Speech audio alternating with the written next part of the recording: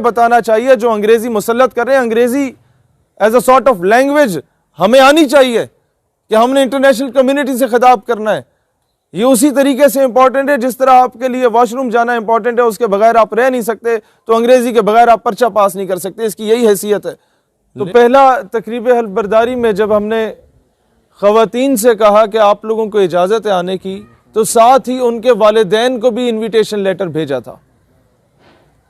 और जब वो हुआ तो सबसे पहले मैंने अपनी वालदा और बहन को कहा है कि आपका वहाँ पर होना मौजूद होना ज़रूरी इसलिए है कि जब जो लोग लीड कर रहे हैं उनके घर की माँ बहन मौजूद होगी तो लोगों की माँ बहन की इज्जत महफूज होगी। इसकी वजह क्या है? जिस तरह इन्होंने मंशूर बताया कि वो तो ख़त्म नबूवत का काम है या नामूस रिसालत का काम है या नज़रिया पाकिस्तान का काम है या पाकिस्तान की इस्लामिक आइडियोलॉजी को डिफेंड करने का काम है। जिस तरह अगर किसी मस्जिद और मदरसे में कोई मौलवी हराम टोपी करता है किसी मासूम बच्चे के साथ, तो उस मौलवी को कोई नहीं जानता, उस अब्दुल कवी को कोई नहीं जानता। बदनामी इस्लाम की होती है और इस्लाम का लेबल एक फाहिशा के साथ लगा दिया जाता है। आप समझ रहे हैं इस चीज को? इसीलिए जब आप नजरिए का काम करेंगे तो ये हम लोग चाहते तो मस्जिद मदरसे में प्रोग्राम रख सकते थे, वहां पर हजारों की तादाद में लोग आ सकते थे। हमने आप लोगों को क्यों चुना? हमने आप लोगों से क्यों दरख्वास्त की कि आप लोग यहां पर आए? उसकी वजह यह है कि जब एक मस्जिद और मदरसे में 250 हम ख्याल लोगों को पंखे के नीचे बैठ के हम कहेंगे कि आप नारा लगाओ तकबीर रिसालत हैदरी का या ख़त्म नबूवत का, तो मगरिब को शायद उतनी तकलीफ नहीं होगी जितनी तकलीफ उसे तब होगी जब एक यूनिवर्सिटी और कॉलेज से पेंट कोट और टाई पहनने वाला नौजवान ये नारा लगाता हुआ मैदान में आएगा। क्योंकि आप लोगों पे अरबों डॉलर्स की इन्वेस्टमेंट की गई है। आप सिर्फ अपनी यूनिवर्सिटीज में वेलकम और फेयरवेल पार्टी की आड़ में जो कुछ गलाजत कौम को पेश की जाती है उसको देख लीजिए। हमारे लिए पहले 2 सेमेस्टर्स में से तो ये बड़ी एक खूबसूरत चीज समझी जाती थी कि जनाब बड़ा मॉड स्कॉट किस्म का माहौल होगा तो एंजॉय करेंगे, लेकिन बाद में हमें अंदाजा होता था कि हमारी बहन ने भी इसी तालीमी इदारे में तालीम हासिल करनी है, उसको भी दुपट्टा लेने पे तौहीन समझी जाएगी। आज क्या मसला है कि तालीमी इदारों में कई ऐसी यूनिवर्सिटीज हैं कि जहां पर जब आप पेंट शर्ट में जाते हैं, जीन्स पहन के जाते हैं, पहनने में कोई हर्ज नहीं है, पहना करें, लेकिन आपको रोका नहीं जाता। शलवार कमीज पहन के जाते हैं तो कहा जाता है ये कहां से पेंडू बन के आ गए, गेट पे रोक दिया जाता है। क्या ये हमारे कौमी लिबास की तौहीन नहीं है?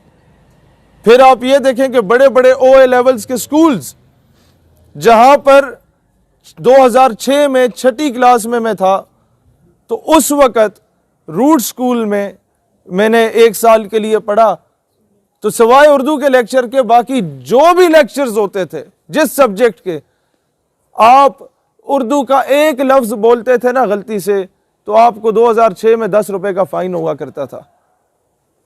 और बीकन हाउस में तो यह लिखा जाता था कि जनाब speaking foul language and Punjabi is not allowed, यानी कि घटिया तरीन जुबान और पंजाबी बोलने की इजाजत नहीं है। आप पंजाबी को मना कर दें एक अलग चीज है, उसे घटिया जुबान करार दें, ये अपनी सोच की अक्कासी कर रहे हैं ये लोग। और उस पे क्यों कोई रद्द अमल नहीं आया?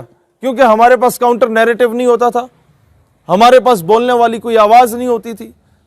आपको उन्हें बताना चाहिए जो अंग्रेजी मुसल्लत कर रहे हैं, अंग्रेजी as a sort of language हमें आनी चाहिए कि हमने इंटरनेशनल कम्युनिटी से खिताब करना है।